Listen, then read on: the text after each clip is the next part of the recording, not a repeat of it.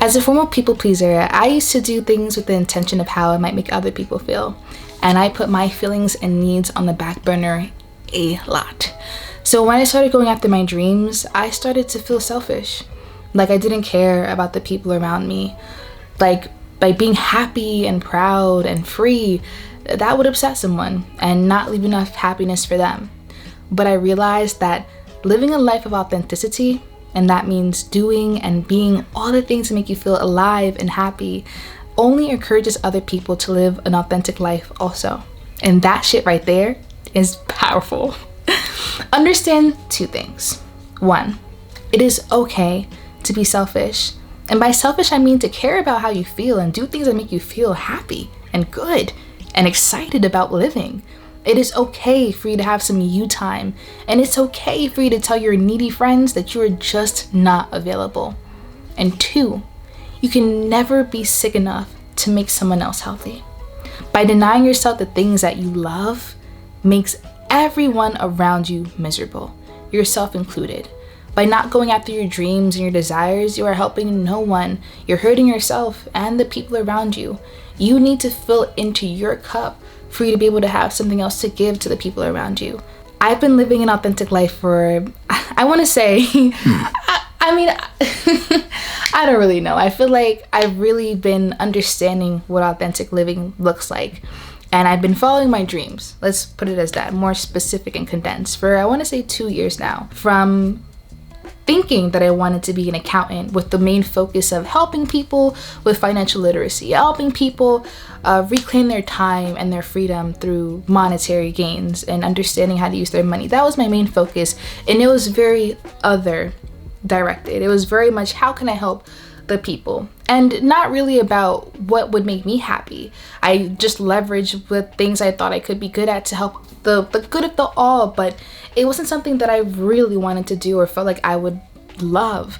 And when I started going after my dreams of being an entertainer, being a storyteller, a filmmaker, an actress, I really did start to feel like it was a very selfish act. I believe that the narrative around celebrities and actors and anyone in that entertainment of TV is very individualistic, as in people who are in that field are very self-centered. I think sometimes when you think about actors and celebrities, you think about how they just are like proud and we're egotistical. That is just like the narrative that have absorbed into my subconscious, honestly, from people around me, from media.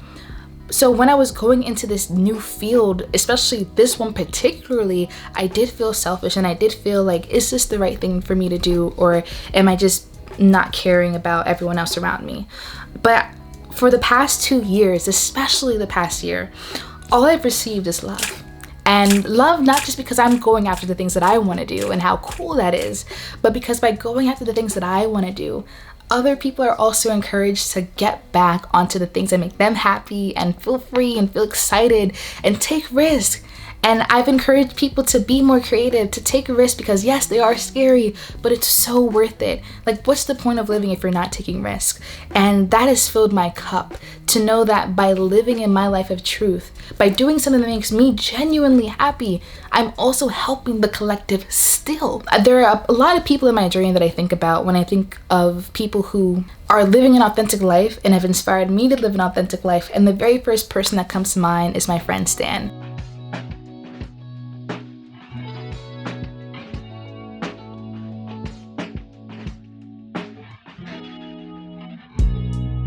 When I met Stan, I was 19. So that was roughly like 4 years ago, almost 4 years ago. I'm still young. Okay.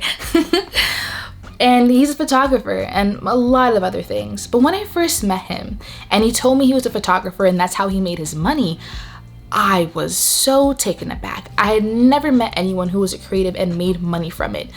My family upbringing, the narrative I had in my head about work is that work is supposed to be dull, boring, tedious. It's not supposed to be fun. But when I met him, something clicked in my head.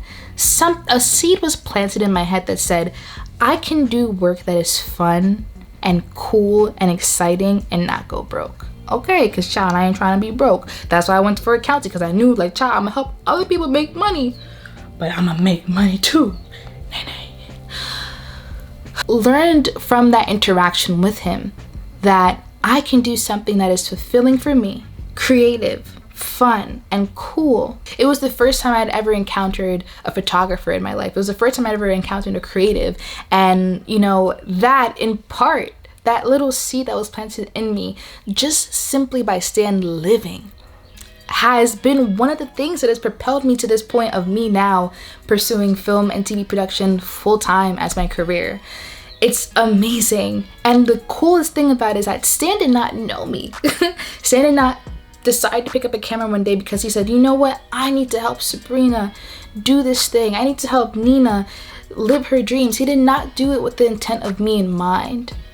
But by living a life that was aligned with him, by living in his purpose, by doing something that made him feel happy and free, it encouraged me just by being a bystander, an onlooker, to say, wow, I can do something like that too. And that's what living an authentic life means. That's what living an authentic life does. It not only allows us to be free and to love, literally love our lives that we've created, but it allows and empowers, it's a strong word. It gives people the power and the strength to reclaim their lives and say, I can do that too. When we can live a life of authenticity, we encourage other people to live an authentic life also. And that is the most powerful thing that we have. So I hope that this inspires you to be a little bit selfish. Even if that starts with just you taking a day to yourself without reading emails or answering your phone, you deserve it. The people around you will be okay. I'm leaving to go to Savannah, Georgia in a few months.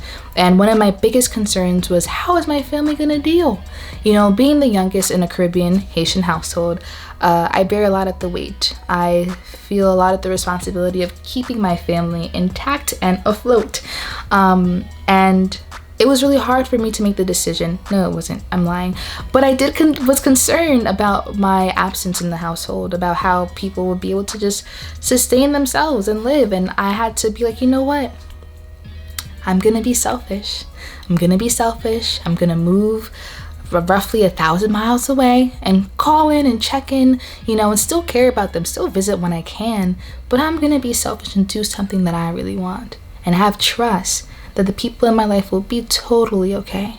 So I hope that this message inspires you to be a little bit selfish, to know that that is okay, to give some time to pour into yourself, to do things that make you feel happy and joyous.